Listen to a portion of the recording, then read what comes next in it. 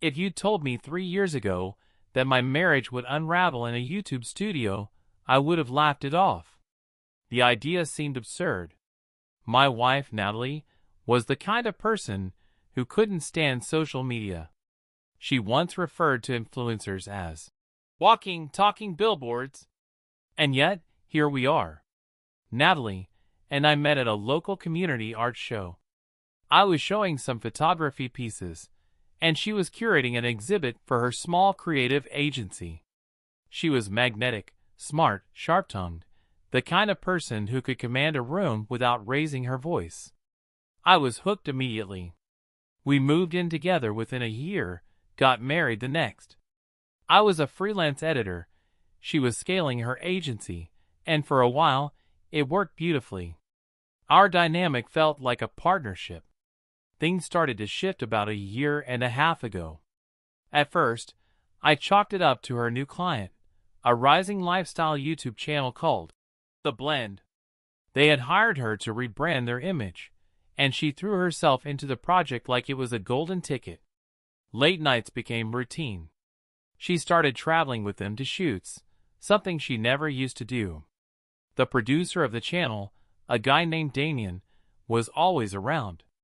I met him once at a holiday mixer. He was charismatic in a way that seemed studied, always smiling, overly generous with compliments, the kind of guy who made you feel like you were the only one in the room.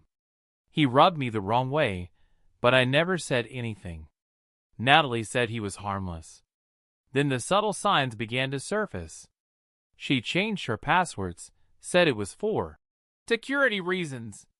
She stopped inviting me to industry events, said it was too boring for someone outside the creative field.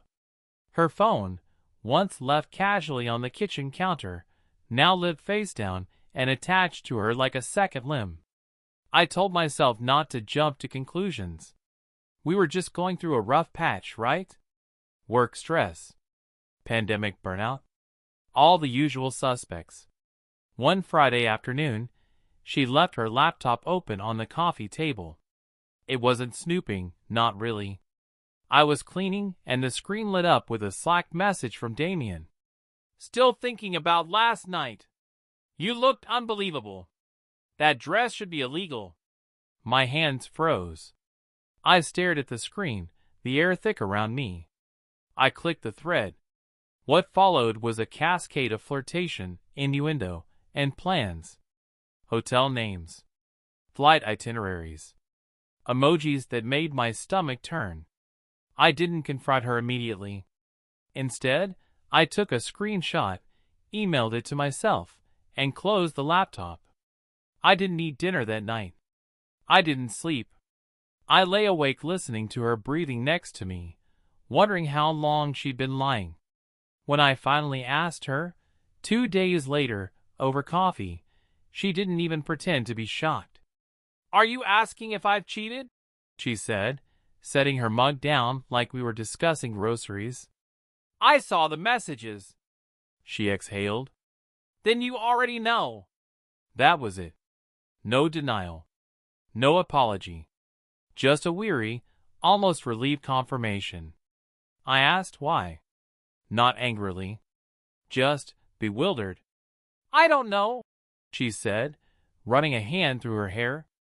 It started with work. Then it became fun. Then it became necessary. Necessary? She looked at me then, like I was the one being naive. You stopped seeing me, Ben. You saw the version of me that fit your schedule, your needs.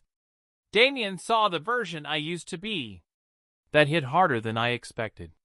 In the days that followed, I moved into the guest room. We continued living under the same roof, like distant relatives. She didn't stop seeing Damien.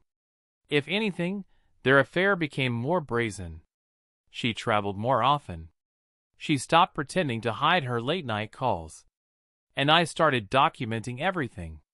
Photos, emails, receipts, anything that could help me make sense of how the person I trusted most had rewritten the rules without telling me.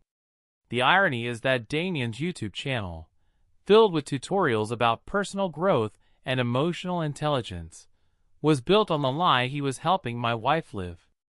They posted videos about intentional living while sneaking around in hotel rooms. I began watching those videos obsessively. Every time Damien's face popped up on screen, smiling as he offered another tip about building trust through communication, I wanted to scream. But I didn't scream. I planned. Because if they thought I was going to disappear quietly, they didn't know me at all. The thing about betrayal is, it doesn't just rip through your heart. It destabilizes your entire reality. And when you're standing in the rubble, you realize you've only got two choices: leave quietly, or start pulling bricks from the bottom until everything collapses on them too. I chose the latter. While Natalie was busy flying off to curated getaways with Damien, his latest vlogging backdrop being a lakeside retreat in Oregon, I started assembling a narrative of my own. I wasn't interested in revenge porn or any sort of public scandal. No. I wanted something cleaner. Something that would expose the rot beneath their polished exterior without a single scream. My brother Sam is an IT consultant, which basically means he can do things with metadata and timestamps I barely understand. He helped me compile a chronological timeline using screen captures, cloud backups, and even some cleverly automated email forwards I'd set up after discovering Natalie's affair. I also retrieved security footage from our home's smart system, just enough to confirm when she'd brought him inside when I was supposed to be out of town. I'd started seeing a therapist during all this. Not to save the marriage, I knew it was over, but to keep myself from becoming someone I wouldn't recognize. I didn't want to be bitter. I just wanted to reclaim my story. When Natalie returned from another one of her strategy sessions with Damien, I was waiting. We were sitting in the kitchen. She was scrolling through her phone, sipping tea like nothing in her life was on fire. I asked her quietly, "Does he make you feel whole?" She paused, looked up. "What?" "Damien. Does he make you feel like yourself again?" She set her cup down, something flickering in her eyes. "He listens. That's all. He sees me." I nodded. "Funny thing about being seen," I said, pulling a USB stick from my pocket. "You never know who else is watching." She stared at it like it was radioactive. "What is that?" "Proof," I said. "Proof of everything. The timelines. The visits. The credit card charges. The texts. The messages you deleted. The night you said you were working late and instead checked into hotels under your maiden name." Her face drained of color. "What are you going to do with it?" "I've already done it," I said. "I sent it to your agency's board." She gasped. "Ben, no." I held up my hand. "I didn't out you. I didn't mention the affair. I simply outlined your conflict of interest with a client you're emotionally and physically entangled with. It's a PR nightmare waiting to happen." Natalie stood up, trembling. "You destroy my career?" "I'm not destroying anything," I said, meeting her eyes. "I'm just removing the mask. The same one you both wear in front of your audiences while preaching authenticity." For once, she didn't argue. She didn't beg. She just stood there, blinking like she was waking up from a dream. "There's more," I continued. "I've filed for divorce. You'll be served within the week. But we can work this out." "No, Natalie. You made your choice. I'm just making sure there are consequences." I left her standing there and walked out. I didn't take anything that day, just my dignity. The rest could be boxed later. Word got around quickly. Her agency placed her on administrative review, and Damien's channel took a mysterious hiatus shortly after. I never heard the full story, but I didn't need to. I had already moved on. I started my own editing studio, moved into a smaller but cozy apartment with good light and peace I hadn't felt in over a year. I stopped checking their socials. I stopped caring what they were doing. Sometimes, I still think about Natalie. Not with anger. With quiet sadness.